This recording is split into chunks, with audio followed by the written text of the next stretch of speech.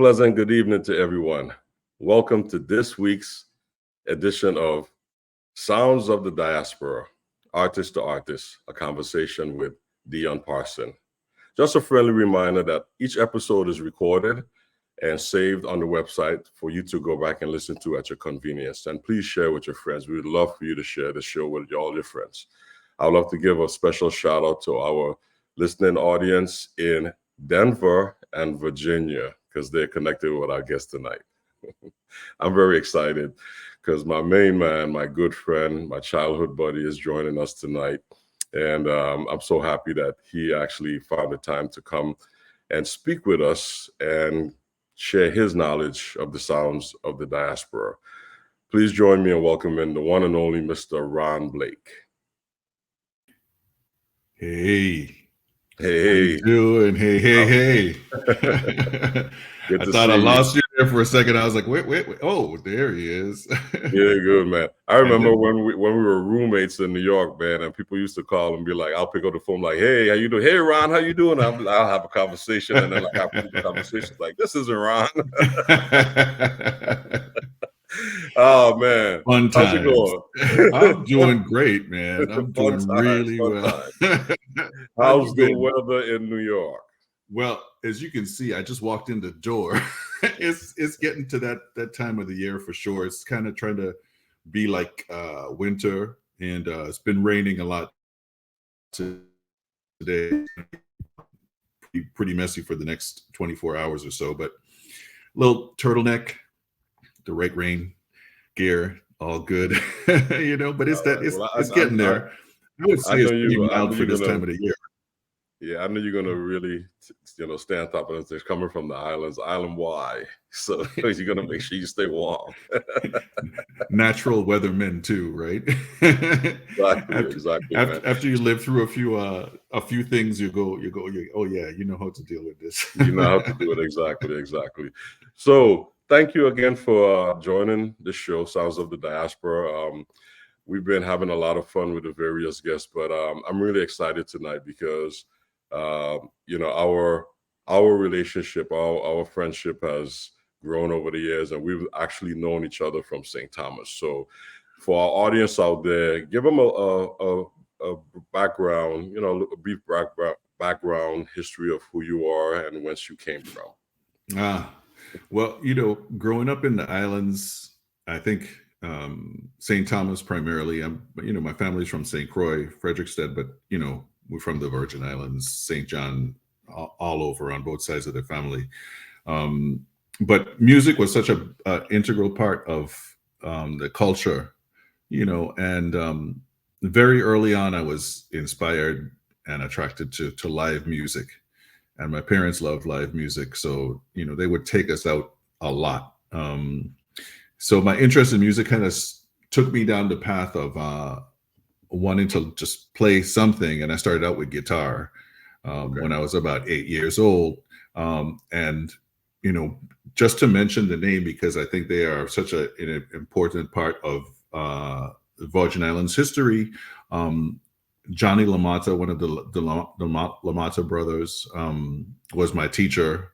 And that's when I started, learning how to read music and stuff like that. And then, like so many other people that came from my time and thereafter, like yourself, we were the beneficiaries of some of the first elementary school music programs in the islands. And that kind of got me going with the saxophone. And, the rest, as they say, is history. Great. So you elementary school, from guitar, saxophone, junior high school, and you got to high school. And then when you got to high school, your high school was a little bit different. I went. I had a few friends. My real close friend, Ken Mills, trumpet player, who I started out with in the school band at Niski, now Alla F. Muller, I believe is the official name of the school. Yes. She was my principal when I was attending Niski. He was attending. There was a private music school up in Garden Street, I believe that was Toniscolan. And Miss Canfield, Agatha Canfield, I think was her name. She used to organize groups of kids to go to the summer music camp, the National Music Camp at Interlaken. And Ken and several other kids that I knew started to do that in the summertime. And I got exposed to a lot of what they were learning. And that inspired me to want to follow that path as well, to just, get better on my instrument and get more training. So after my freshman year of high school, I went to Interlaken to the summer music camp, and I spent the next 3 summers there. After the second summer, my teacher at the time, Lynn Clock was his name, he walked me over to the admissions office for the boarding school, the academy, Interlaken Arts Academy. And he said, you need to apply. You need to go to school here. This is where you need to finish school. And that was the beginning of that journey. So I finished my last 2 years of high school there. It was that in itself, just so for people from the islands, and just in the world in general. I mean, I had my 3 older siblings in college at that time. Okay. So trying to convince my parents that they should send me away to boarding school and pay tuition was not exactly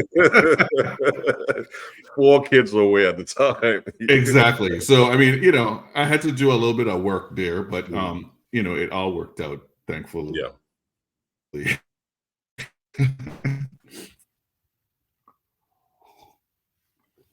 Yeah, and Interlaken is amazing. I actually went there for the summer after my freshman year of high school.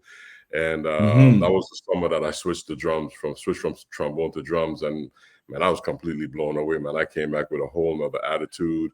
I knew at that point that was the deciding factor in my life that I knew I wanted to pursue music. And I'm sure you had a similar experience going to Interlaken.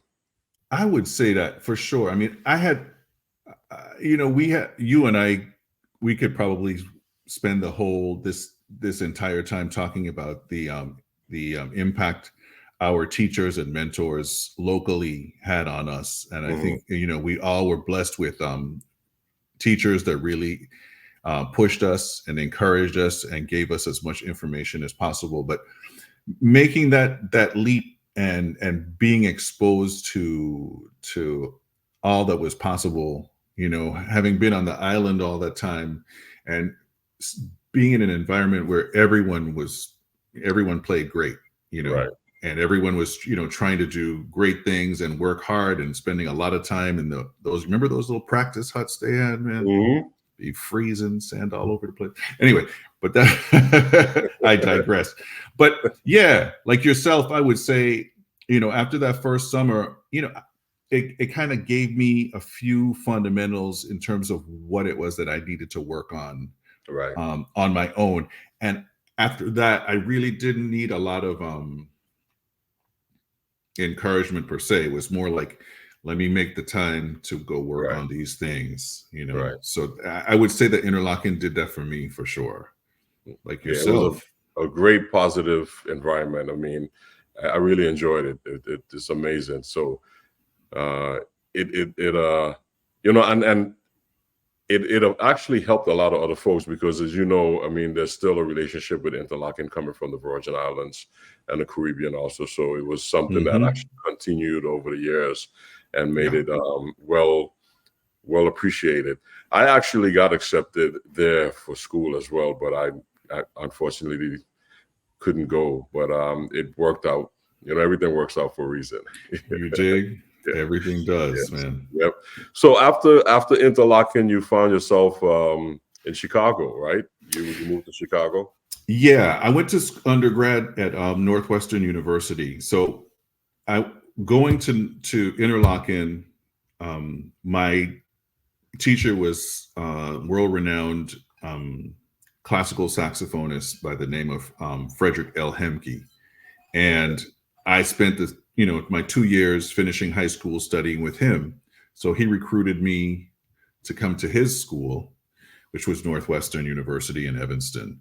And, although I was still at that point on the hot pursuit of trying to play jazz music and improvisational music, popular music, just anything that was that I felt like I related to. I learned a lot from him, and I would say the skills that I got from him kind of carried me, to where I am today. I mean, but yeah, Dr. Henke recruited me, and then I finished school there. I went through, I guess it was about 4 years.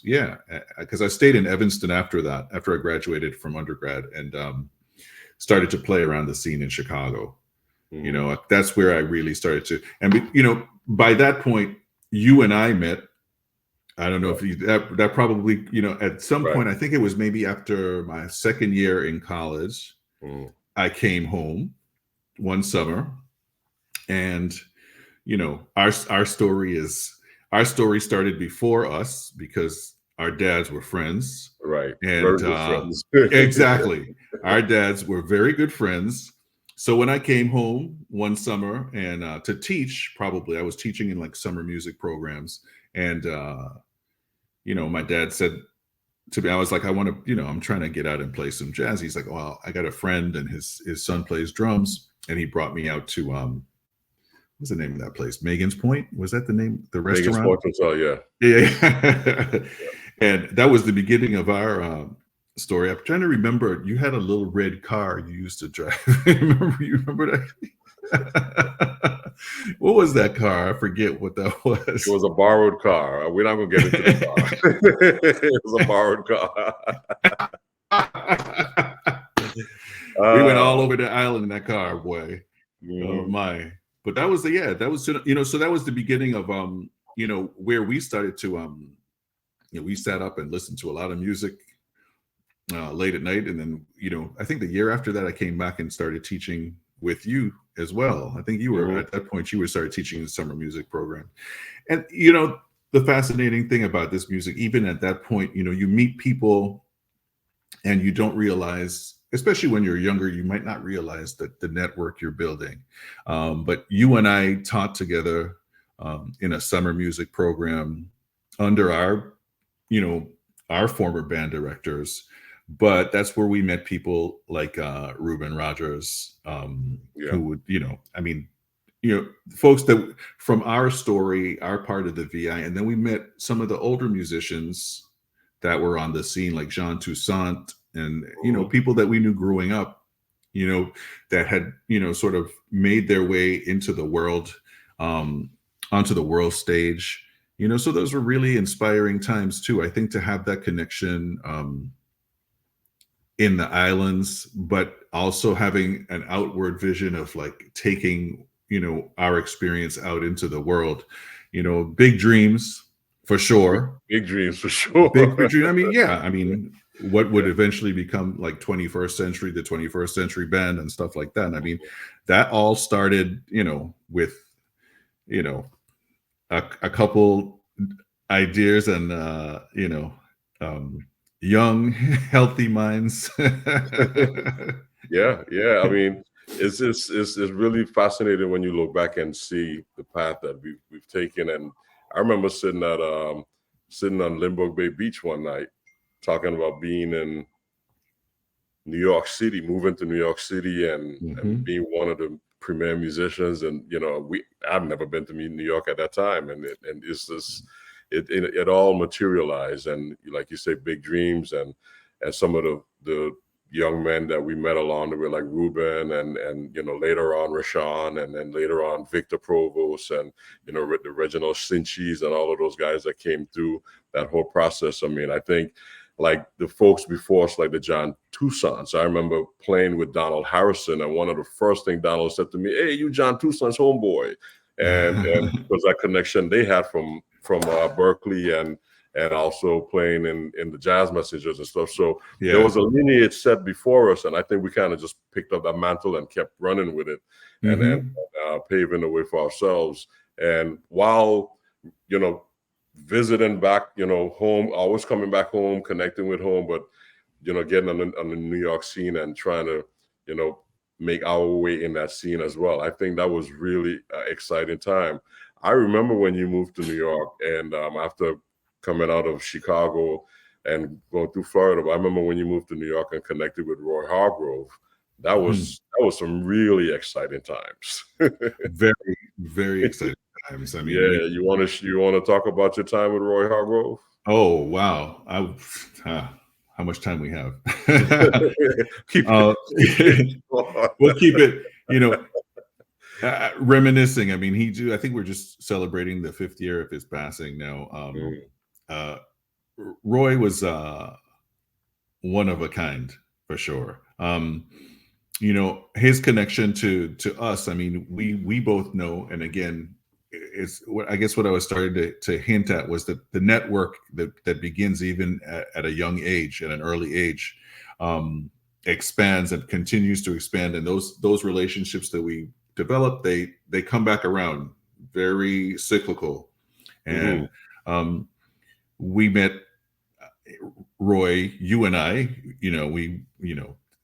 we were roommates. We mentioned that already. And through Mark Carey, who was Roy's pianist. And, one thing led to another. And Roy looking for a new saxophone player for his quintet at the time.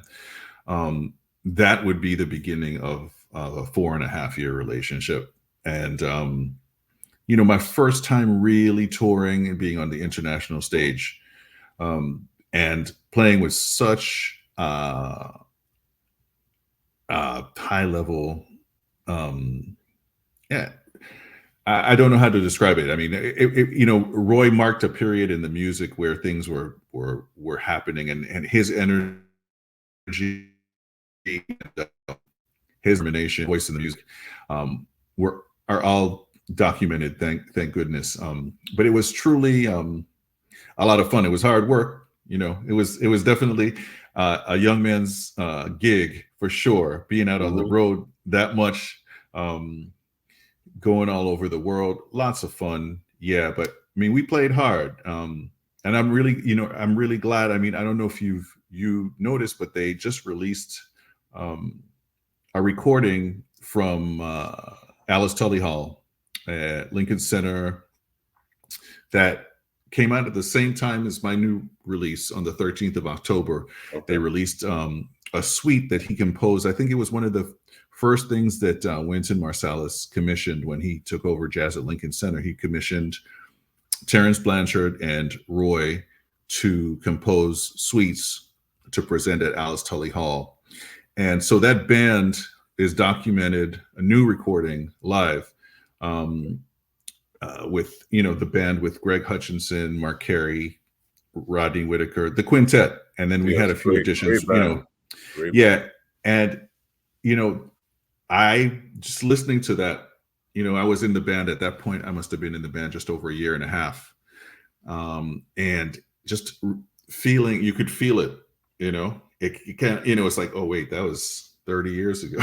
But there was something that was going on that was truly magical. And I would say, like, seeing a person like him and how he trusted his own instinct and his own passion for what it was he was trying to develop, continues to be an inspiration to me, today, because he definitely had a vision and he followed it.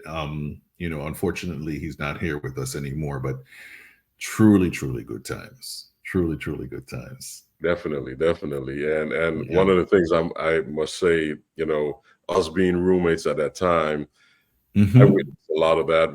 I got to play with Roy also in different situations, but I enjoyed the fact that we were on the 2nd floor. Mark Harry was on the 4th floor, and Taurus Mateen was his roommate on and off. Taurus, yeah. And we had sessions, man. We would go from the 4th floor to the 2nd floor to the 4th floor to like all day and all night, man, within that time period. It was really, really interesting times, man. Yeah. So many cats.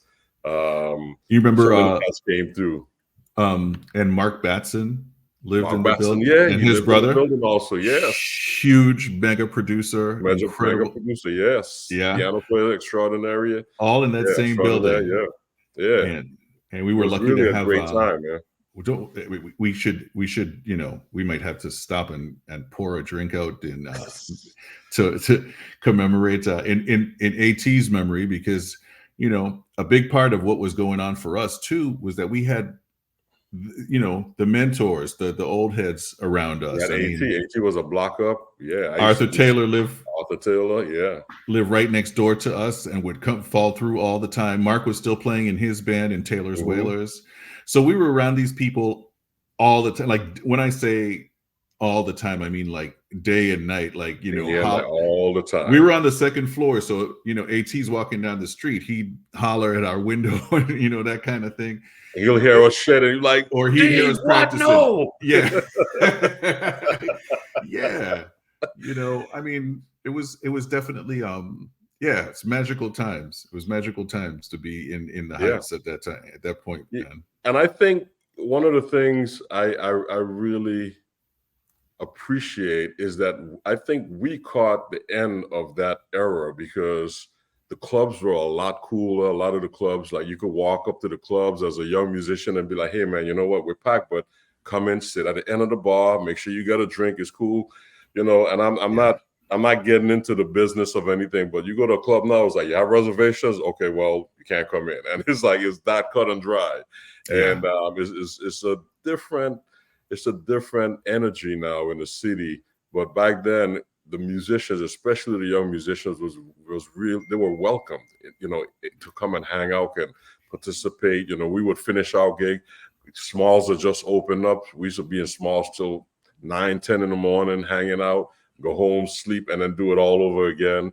And then the older cats would hang out at Bradley's. So that was a whole nother scene over there. Yeah. Like all the older cats. And that was, it was so many options. I mean, there was at least, 20 or 30 club options between Brooklyn and Harlem that you could just pop into on a regular time, So, and a lot of that has changed. Yeah. So I think we caught that the ending of that vibe where you could just hang out all night from session to session and just go out and just be yourself. And the older musicians encouraged it. They really encouraged it. So that was a great time, man. So you did your time with Roy Hargrove. You guys made history, traveled the world, did a lot of great things, man. And you end up doing some other wonderful things. I know you spent some time with Art Farmer, and then you connected with Christian McBride, and then you signed with Mac Avenue, and that turned into another thing. And you have a couple projects with Mac Avenue that came out. Yeah. Well, I started a label, and we started a label. I mean, we did like the first 21st Century record on a record on a label of our own, and then I put out a record on a solo record, and then the second record got picked up by Mac Avenue. But during that time, I mean, I was really trying to find a way to find my voice. I mean, I think a part of what was happening for me was like, okay, you get to the city and you find a home, which was, starting out playing with Roy, doing a lot of recording sessions, doing a lot of independent record dates. Remember those days when you a lot of sessions. Those not so well-paying record dates, but did a lot of records and played with a lot of different people. But I was on the road a lot. But I think there was something. I think at a certain point, it was like I got a little exhausted trying to be one of the many good or upcoming tenor players on the scene. Like there was something attractive like that as a young person. You want to do your best, and you want to move up and do other things and play with more people. I think I was lucky that I had musicians early on, even before I came to New York, that encouraged me to not just work with my contemporaries, but also to try to connect with the masters. So like you mentioned, Roy Hargrove, And I started working with Art Farmer months after I got the Roy Hargrove gig. So there's always, for me, there was always that place of like trying to learn from the masters and spend time with them, and then get that and go run with my friends, my peers. And I was lucky. I was on the road with one of the most working bands and one of most exciting bands at the time, and doing that for a while, and then after that ended, and just trying to kind of find myself, start maybe doing my own stuff as well. I stumbled, as you do, how your life kind of takes you down these paths, and I reconnected, or really connected for the first time, with someone that I'd met early on in my career with Roy, was Meshell Ndgeocello. And we'd always been, come sit in, we got to play, but it was like that sort of thing. And she was doing a project with producer Andres Levin, called Red Hot and Riot, and she was going to be a guest on a tribute record to Fela, and she invited me to be a guest on a track. And I had heard of Fela, but I hadn't really like checked out his music super heavy, and this was early 2000s maybe. And I did the session, and Andres was starting this band called Yerba Buena, and which is still going. We're still going with that. But it was one of the first times that I'd been on the scene in New York where my Caribbean influence had to come to the table like immediately, because I heard Fela and I was like, oh, this is like music from where I grew up, But they were asking me to show up as Ron Blake, the jazz musician or whatever, and play this. And I was like, oh yeah, I got this. And that kind of started a path for me that in the music, where I feel like I started to connect things that were culturally had always been a part of my life, because you might remember, like we speak of John Toussaint and stuff like that, but the saxophone was a big part of the local music scene when we were kids. There was like Arthur Yepson, Doc Myers, Dr. Sax, Joe Ramsey, Ohaldo Williams, Reggie Williams, his son. So I'd always heard this thing, and of course I'd heard Sonny Rollins playing St. Thomas and stuff like that, but this was the first time I was thrown into a professional setting where people were just saying like, well, can you play over these kind of grooves? And I was like, can I play over these kind of grooves? Can I? Let me see, and so that, I think that was a big shift for me. Eventually I went out with Meshell. She had a project called Spirit Music Jamia, where there was a lot of influence on West African, Afrobeat kind of stuff. And then I joined Yerba Buena, Afro-Cuban meets hip hop, but it was like the sound of the saxophone was no longer just in the realm of being a jazz saxophonist. It was like play music. And that, I think, was like a big shift for me, where I started to, like take off all the, I want to do this, I want to do that. But it was like, I want to do me and find that in the sound. And I think that was a big part of what made, the stuff that we were doing with 21st Century such is a passion project for sure, but distinctly about a sound that is reminiscent of the islands, but also sort of like, what does this sound like on the world stage, playing music at a high level and communicating not just to other musicians just to go like we're hip, but like to just people in general that love the sound of music. Definitely. You know. Great. Well, man, it's so many great avenues that you've moved through that and contribute to and benefited from. And one of the things I wanted to touch on really quick, and I want to get into some of the music, is that a lot of folks, you talked about interlocking Northwestern and studying with Dr. Hemke, but a lot of folks don't know that you actually graduated with a classical alto degree. And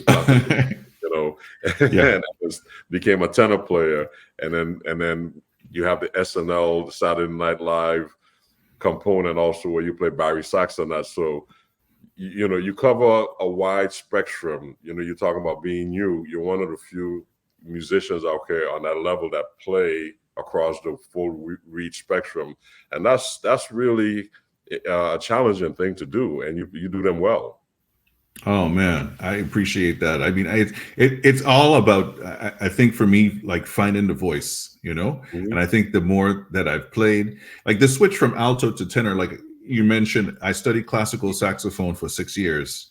And a lot of what I learned there, I continue to, call on today. I mean, there was a minute where I kind of had to divorce myself from it to try to really kind of get to the tenor thing. And then once I got further into playing more music and being called to play in more situations, it was like, well, wait, let me go back and get some of this other stuff that, because it's very valuable and I need it right now. And then, the thing with the Barry, which I probably should have mentioned when we got into the whole thing, when I was talking, chatting about Meshell just now and Yerba Buena, they actually, when I did the Meshell track, it was, we covered Gentleman, the famous tune Gentleman on the Red Hot and Riot project. She'd heard me play Barry I went and played on a gig with Yerba Buena. I can't remember, like one of those downtown like Zinc bar or something. I can't, and she was like, I want you to play Barry on the session when we do the session. And I was like, really? Okay. And I hadn't played Barry in years. I started out playing Barry in high school. When I went to Interlochen, I played in the big band, and I played in and then when I was in college, I played in a classical saxophone quartet. So it was not on my radar as something that I wanted to do professionally. It was play baritone saxophone. Right. I would, end up doing that gig, touring with Meshell, touring with Yerba Buena, where baritone saxophone was my primary horn, which kind of led to, when the opportunity came up to audition for Saturday Night Live, I had been living in that, that space, different demands, different requirements for that gig altogether. It was like learning how to play again in some ways for me, to take the experiences that I had on the horn, playing in those situations, and play in a section and play, it was just a, different thing. But, as I've, on the new record, this is the first time I've not the first time I did it on one of the 21st Century Band records, the St. Thomas record. I played Barry on a track, but it's like, I hear it now, and it's almost, it's necessary for me. I feel like if I don't do it, I'm not quite getting to some of the things that I need to say. I think it matches the timbre of my voice more. So I'm trying to express from that point of view when I'm playing the horn, and it's ongoing. I mean, you and I know, because we sit and we mess around with sound and stuff all the time. People don't even know, like, when we're sitting here talking about all of this stuff, and we've talked about this stuff. We live this stuff day and night. You sit down and you get a new snare drum, and you're like,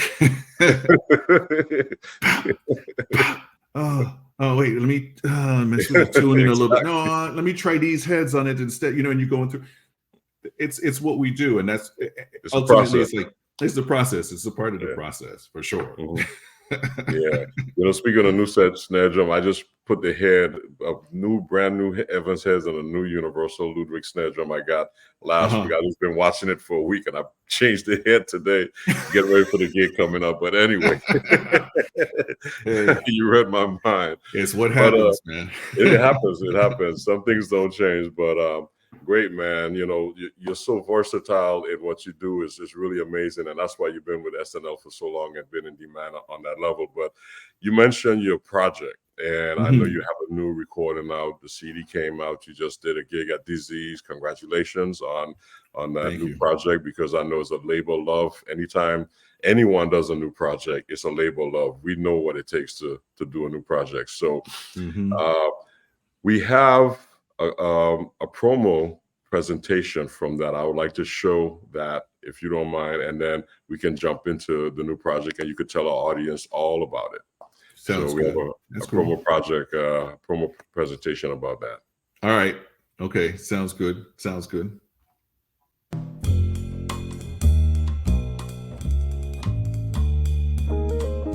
I've been working towards this for the last several years, just trying to get myself into the space of writing and being creative and spending time with my horn again.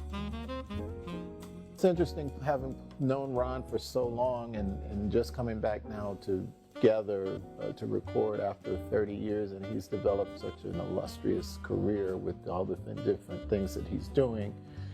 And to come back together and to realize just the maturity. We're listening to each other to blend.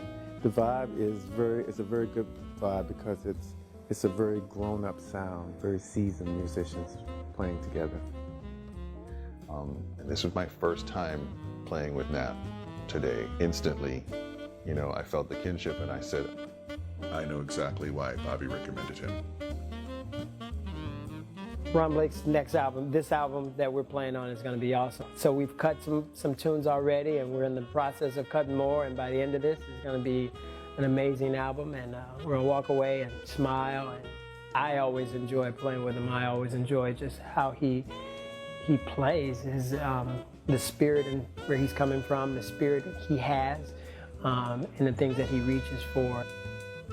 this is the first time I'm making a recording that I'm literally trying to put things together in the studio, and I'm here to play. This is really just to document what I'm doing musically at this point on the saxophone.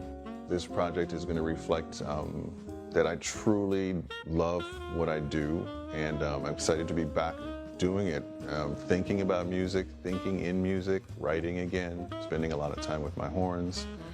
I'm fortunate, I'm blessed. I mean, to be at this stage of the game, I've been playing professionally, well, before I came to New York, but I've been here in New York for over 25 years now. But to just be back in the studio and just doing what I love is a truly special feeling for me. I've known Bobby Broom for longer than we probably care to say, but honestly, I've known him since I was a kid, since I was about 5 years old. And I remember him coming up to me very demure, and he says, excuse me, I play saxophone, and introduced himself, and I thought, oh, this guy can play. Just his vibe is, so low key. So I asked him to play, and I was right.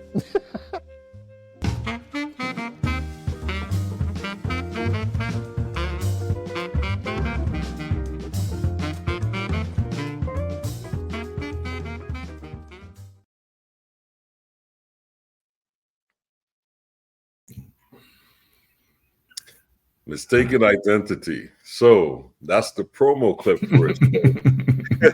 I know you're always up to something. So there's always a backstory to whatever it is you're presenting. So, oh man. So, yeah, tell our audience, mistaken identity. Well, it was just time for me to return to the scene. I wanted to play music the way I hear it and feel it, and and not try to burn down the studio, but just really present something that everyone can listen to and enjoy, you know. And that's not always easy to do, but I have a lot of confidence in Bobby. Bobby, I've known Bobby for so many years. And when I said to him, I said, you know, we were doing a gig in New York, and I said, we're getting ready to do a gig in New York. And I said, we should just go into the studio, you know, for a day. And he said, yeah, you know, let me think about it. And we started throwing some ideas around.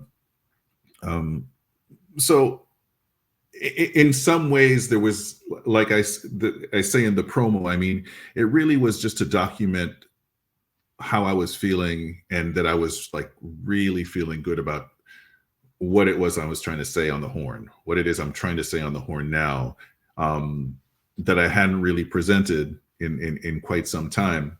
And, you know, in putting the record together and the rhythm section together, and that part of it, that I think that if there's one thing that we had in common, just in terms of the sound, that we were trying to get to, we had recently lost Bob Cranshaw, who you know, and was a, you know, friend of yours and mentor of yours as well. So that was kind of the, you know, we were like, well, we want to start with like that kind of sound, that kind of feel, that kind of, you know, and that was it. We kept it like that simple. Right. Like, you know, the bass is going to have that kind of thing. It's going to be bass and just build things around it. And everything else was really, really organic, D. I mean, we have, we've done so many things together over the years in so many different settings, but this is just me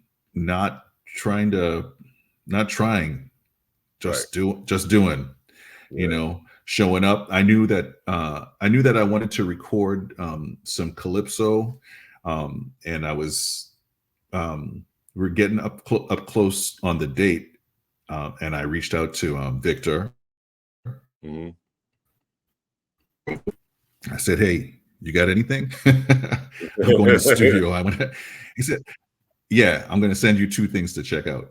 And and that was it. And then I think days before I went into the studio, I said, I think I want to play this on Barry. Is that cool? He was like, yeah. That's simple, you know? Yeah, really that simple. So, I mean, that's in a nutshell. I mean, Mistaken Identity just kind of came about with me really just, you know, not trying so hard, but really just focusing on, I knew that when I asked Bobby to produce the record for me, I could step back and just show up and play saxophone at the session. Yeah. You know, because both you and I have been in the session working on things that we are putting together. And even though you're there to play music, you're also a producer in certain respects, you know, and it requires a different mindset. You know, and I showed up with 2 saxophones and water, a credit card. I was like, let's go. Let's go. Yeah. Exactly. Hey. Well, you have put together an awesome band. I know all those musicians very well, man. Bobby, I mean, you've always heard the guitar. That's the thing. We've had this conversation. That's your go-to sound. Most saxophone players be like, I need a piano. Ever since I've known you, you're like, hey, man, I need that guitar. I want a guitar, baby. Great, man. It's great. So we have cut from the recording entitled Beyond Yesterday's Tomorrow. We would love to play that for our audience, and then we'll jump back into it again. Okay, sounds good. So let's hear this. Beyond Yesterday's Tomorrow.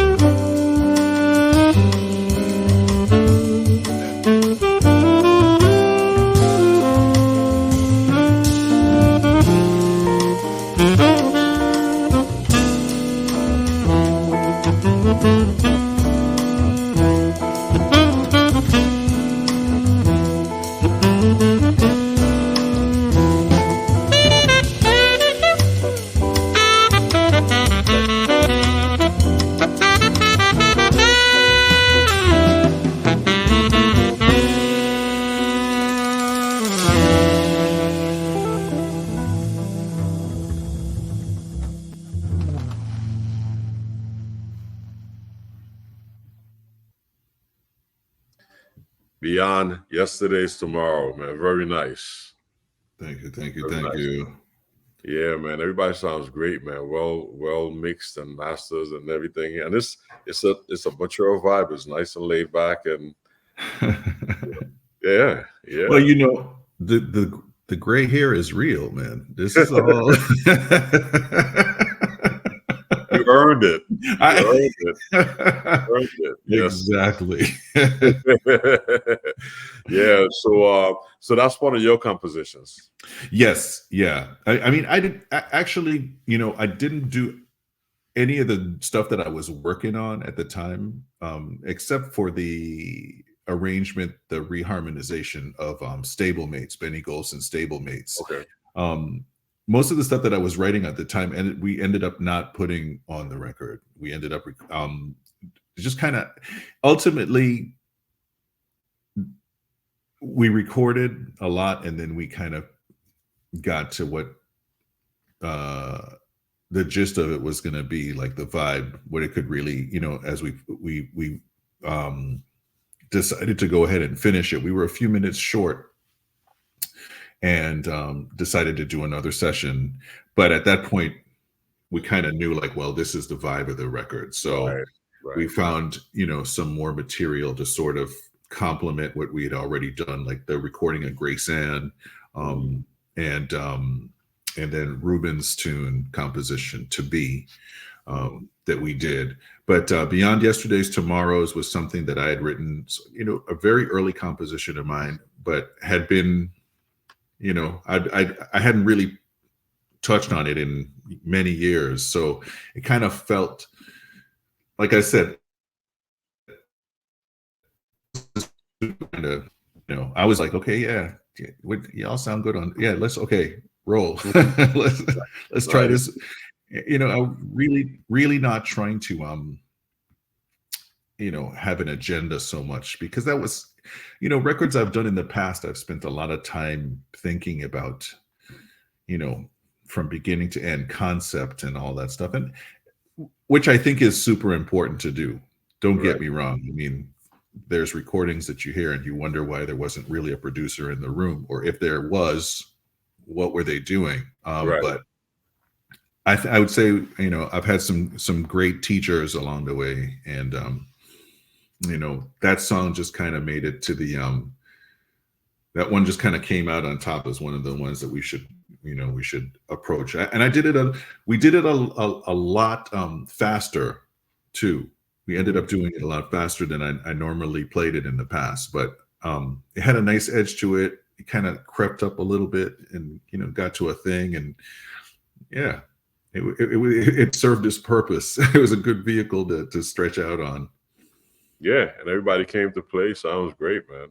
Yeah, Sounds that's really for nice. Yeah, well, the audience like it because there's been some nice comments about it. So you hit a winner there. sure. Definitely, man. So I'm as I'm reading my notes here and I'm going down, I'm really excited because you have another tune up here that's one of my favorite, No Hype Blues. And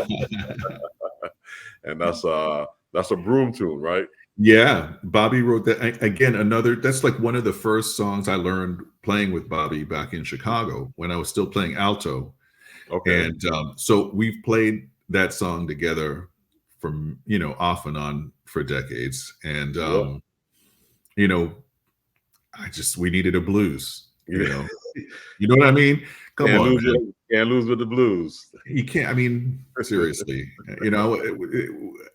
you tell by the vibe of the record, it was like, let's make this all feel good. And, so that one was like a no-brainer. We just had to kind of decide on what we were, who was going to play, because which was funny, all the years we played the tune, I mean, he's always led because I was usually playing with his band. Right. So that was the only thing that we kind of had to figure out in the studio. And oddly enough, I mean, there was not really much rehearsing that went into it. And I laugh when I listen back to it now, and the way we phrased so well together. We didn't rehearse any of that in the studio. We just, we were sitting next to each other, and I was standing actually when I was playing, but he was sitting right next to me, and we just kind of looked at each other, and it happened. So Great. That way. let's check this out. This is another one of the songs from Mistaken Identity album, recorded by Mr. Ron Blake. This is entitled No Hype Blues.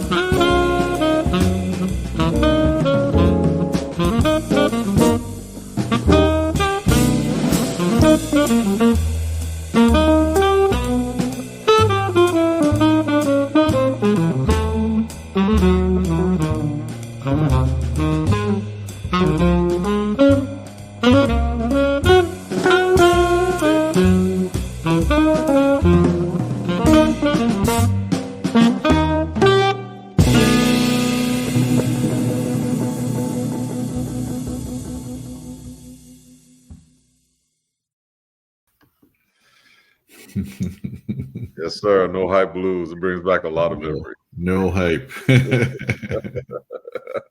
That's really nice, man. That's beautiful too. Yeah. Yeah. Everybody Man. sounds great, man.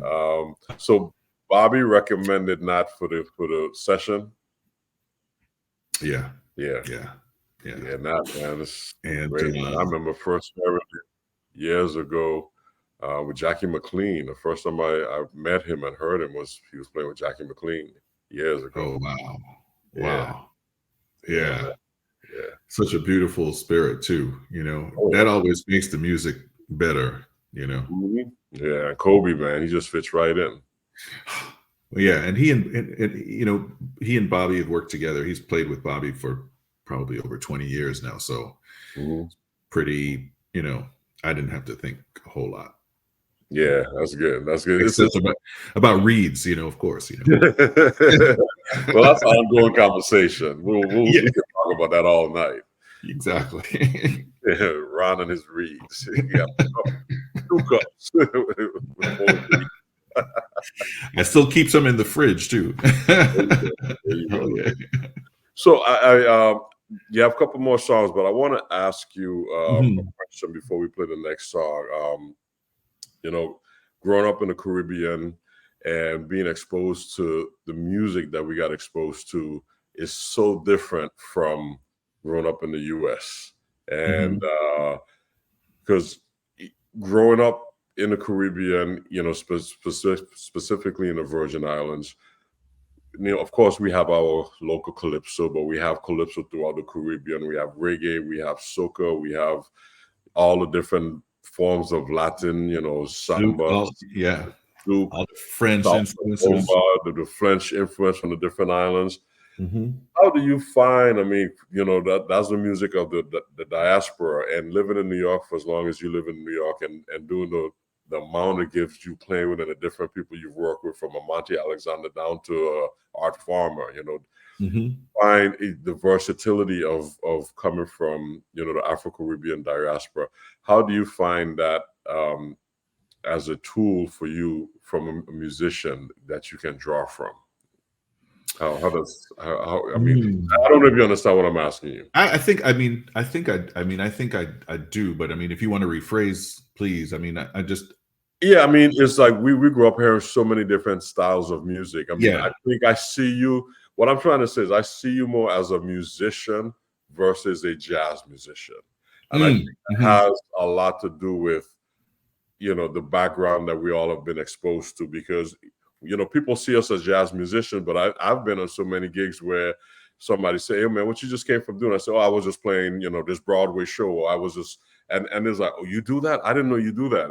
And a lot of times, because we were brought up in such a diverse environment musically, our exposure to music was like classical music first. And we played the John Philip Sousa and all of that. And that's what we learned before we even thought about jazz. And I think that's one of the reasons why you play multiple reeds and play a vast amount of instruments. So yeah, I mean, I think I understand what I mean, I think, you know, the impact on me, like I said, it came full circle, especially when I was introduced to that, when I was invited to play on that Fela tribute record, you know. Outside of that, I mean, I think that for a time, I thought that it was my objective was to try to sort of fit in to the scene as it existed, you know, starting with the classical thing, and then moving into, you know, wanting to play jazz, and then starting to, you know, do more and more of that.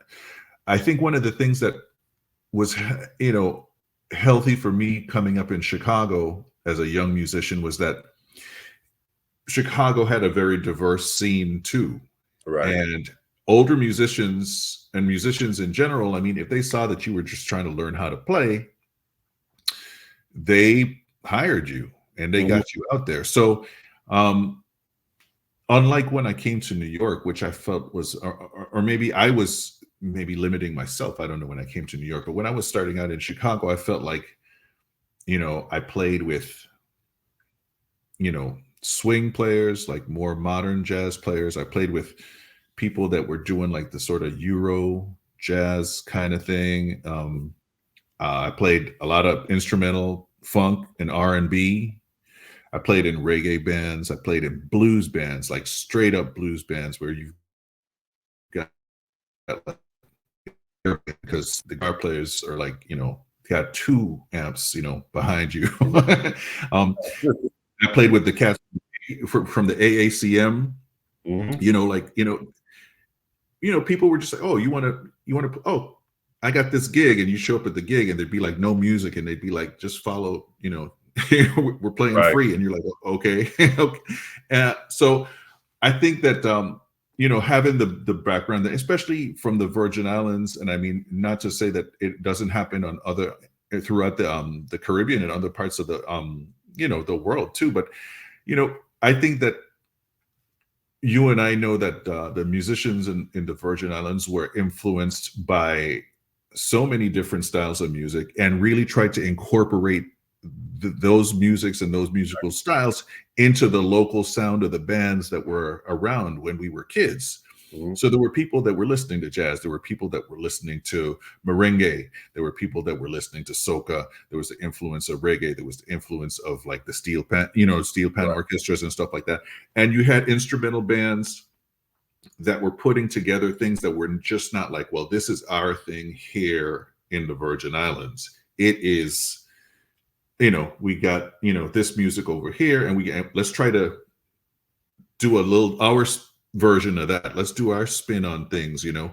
So you'd have like, and so I think I was always intrigued by that, you know, going and like I said, you know, my folks would take me to hear live music a lot because I loved it, and they like to go out and check out that stuff. So, but I was always impressed with, you know, everything. And of course, you know, I was completely fascinated with Quilby. I would say that, you know, God bless Stanley and the 10 Sleepless Nights for all that they continue to do there at home to really have the indigenous music be recognized. But, you know, as a young man, for me, what was happening at that time more than anything was Jamesy and the Happy Seven. Jamesy and the Happy Seven, yes. With Ohalda Williams. Yeah. And Ohalda Williams, you know, he was doing like a lot more on the saxophone than a lot of other cats, just in terms of his versatility and his ability to play, you know, on the music. You know, it still had the phrasing and the buoyancy of a lot of the local players, but he was fluent on his instrument. Yeah, like he played you know, and that kind of stuff kind of, but you know, once I left home and was playing in so many different situations, I don't think that it was it was not something that became a part of the conversation until you and I started to sit down and start to talk about putting a group together and like, what's it going to sound like? And one of the first things I said to you was like, well, we could, you know, yeah, we want to play jazz and all this, but I was like, but we need to like focus on like home and that sound and bringing that back to the, you know, exactly. I see somebody just put Yepson and the Band of Renown, Milo and the Kings. Yes, exactly. Happy Seven, yes. Yeah. So, I mean, you know, it was like kind of paying homage to that stuff, but, you know, doing it how we were doing it, you know, being young people at the time. Well, we still are, right? Let's go for it. Promote youth. I'll hide my helmet gray hair for a second. Yeah, but it's good. It's a different level of versatility, and that's what I wanted you to share with our audience, because a lot of folks don't really know, like, our musical influence is really vast here in the Virgin Islands. The American influence, we have the local influence, but then we also have the Caribbean, the Afro-Caribbean, and then we have the Brazilian and the African stuff happening too. So that's great, man. And you got Mr. Adams, the great bandmaster. I mean, one of the, you know, prolific composers of marches and classical music. You know, we haven't even jumped into that part of it too. But I mean, the military bands and that impact on how music education and community bands developed and stuff outside of the local like cultural music scene too. There's so much to delve into. I mean, I feel I'm finding myself wanting to spend more time researching that stuff and getting a feel for how that evolved and the impact it had on how people traveled around, through the Caribbean and up into the world, to play, for carnival, stuff like that. I think it's all super important to for us to recognize, our heritage in a way and continue to expand upon it. Definitely.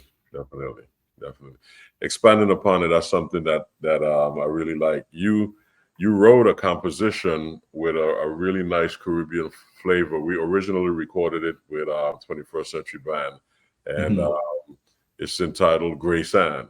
And I would like to play that song for our audience. You re-recorded it, right?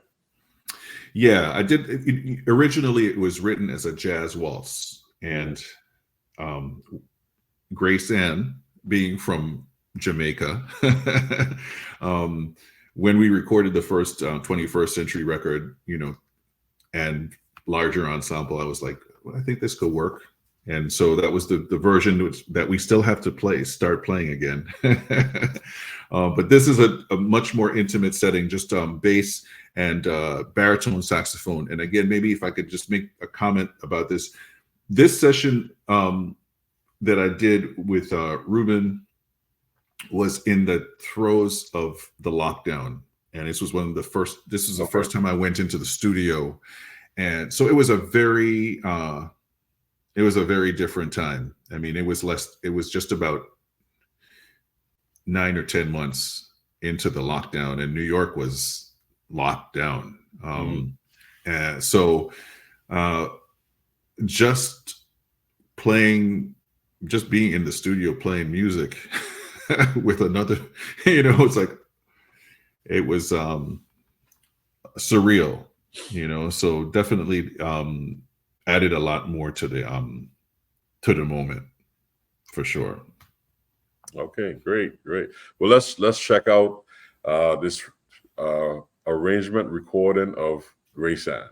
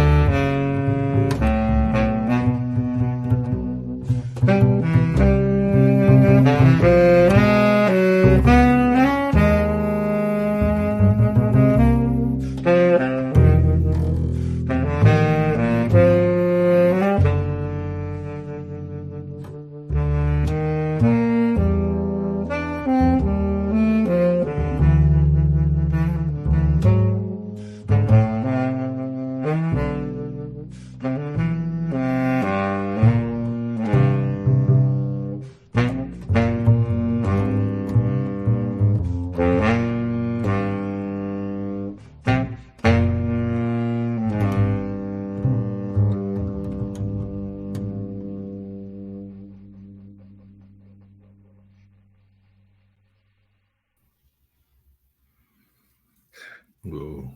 Yeah, I like that version. Me too.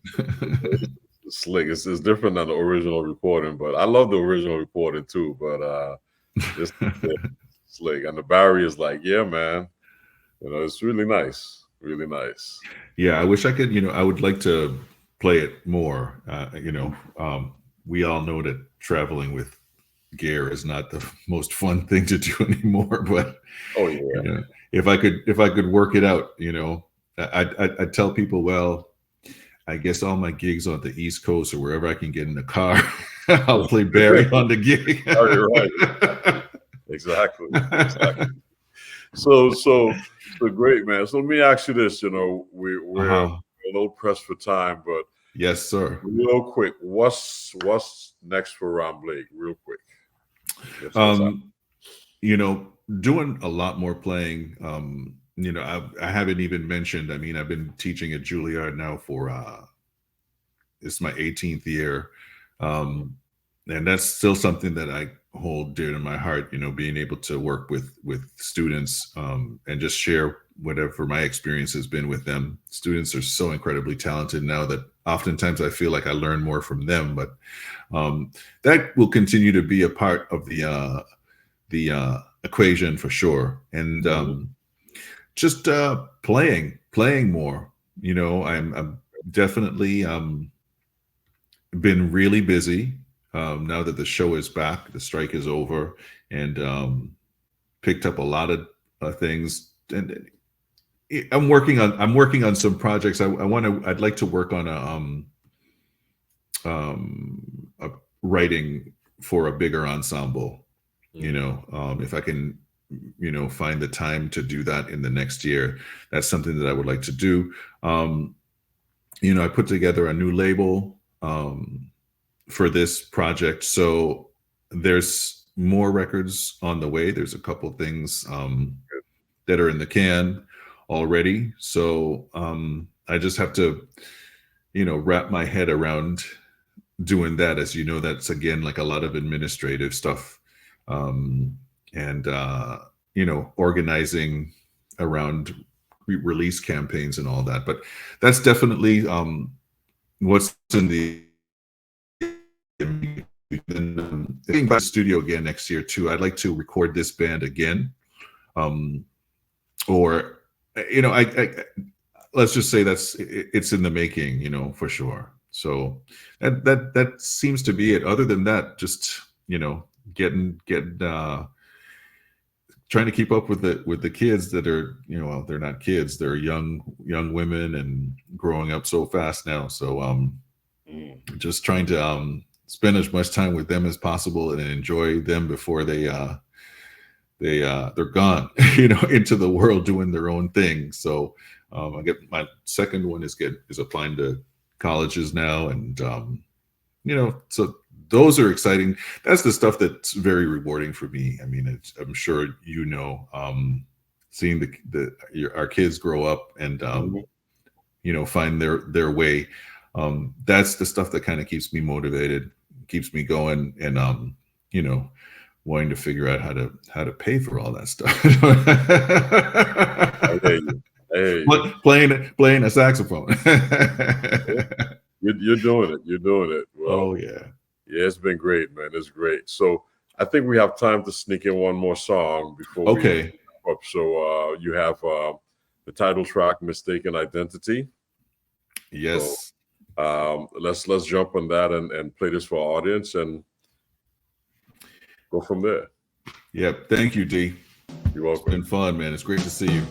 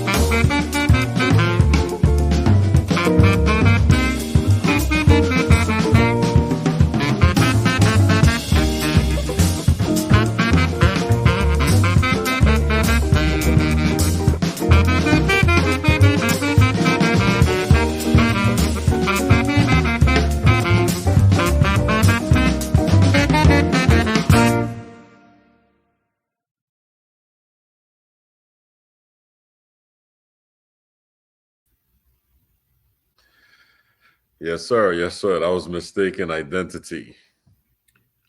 Yes, That was sir. written by Yes, sir. Victor, right? That was written by Victor Provost, Victor, by our Victor main Provost. man, Yes, sir. Yes, sir. Well, the man, resident genius. I like that. I like that. Man, we've been talking for a minute and we're way over time, but it's Ooh. just such a pleasure to have you on the show, to catch up with you and present your new project, Mistaken Identity by Ron Blake. You know, we wish you all the best with the project, much success, lots of gigs, lots of work. And we hope you come back and visit us again soon. And Miss you. what else is going on in your world? For sure, for sure. And congratulations on the new show, man. This is great. I'm really happy for you. Thank you. Yeah, you're doing your thing, man. You know, and I know I'm having fun. I know it's you're putting a lot of work into this, man, but you're doing beautiful things, man, and that's great. It's great to keep working to uplift the scene at home. What you're doing, it's just really incredible, and I'm really proud of you for all the work, because I know it's a lot of work. Thank you, man. Thank you. Well, we're having fun, man. We're having fun. So thank you again for joining us. The one and only Mr. Ron Blake and his new project, Mistaken Identity, that just been released. And we wish him all the best and lots of success on that project. Thank you. Thanks for joining us. All right, now. Thank you, ladies and gentlemen, for visiting us tonight for this week's edition of Sounds of the Diaspora, Artist to Artist, conversation with Dion Parson. Please join me next week, as our artist will be the one and only Mr. Donald Harrison, Big Chief from New Orleans. Very exciting times. Donald's a beautiful friend, and we're very, very happy to have him on the show. You all take care. Yeah, wherever you are in the world, we wish you all the best. Stay safe. God bless. Take care.